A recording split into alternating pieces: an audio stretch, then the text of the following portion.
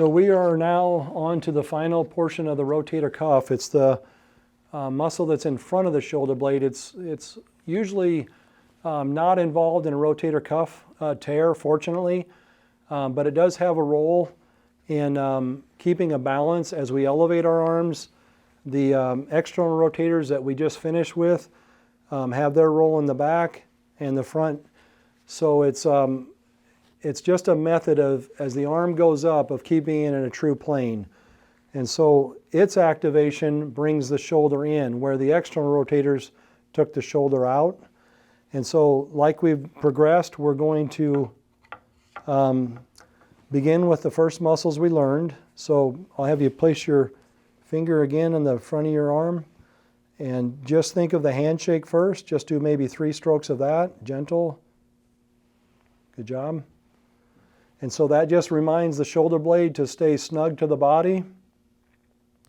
And then, Tracy, go ahead and just now transition to dump in the water. Okay, so just go like that.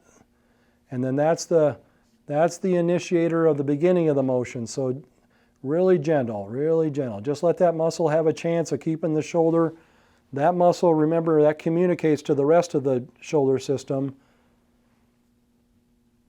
Okay, now you can take your hand away. And then now, bringing it in first, activate the back side of the shoulder. And then now, coming back activates the front side of the shoulder. So you're working both directions. You're coming out and bringing it in. Now remember, let the elbow relax. You want to just remember like you're passing a glass of water, so that you keep the motion purely rotation instead of that tendency to hike the shoulder. Okay, just relax, stand tall. Okay. And so with rotation, the tendency is for the elbow to become involved, and we just kind of come downward, and we can throw the shoulder into it. But to be a pure motion, you just want to think of passing a glass of water. So when you come in, you don't want to dump the water. Okay? You want to keep it in rotation so the water stays level. It's just a thought, but it's a visual that helps you to isolate the motion, which then recruits the right muscle. And as you have that, you can be purposeful. You can, as you come out, you can reach one direction, you can come over here, and then you could reach in another direction. So just be kind of creative with that in your thoughts. And if you think of that in life, that's what we do a lot of, is just random movements. So these muscles that we're bringing on all have their role in initiating and progressing a motion.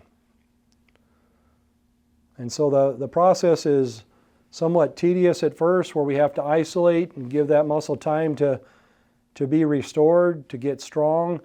But then quickly thereafter, once it's reminded, then we just start using it. And that gives us the full healing, so that your shoulder doesn't perpetuate into a pattern that deteriorates the health of the joint and its related movements.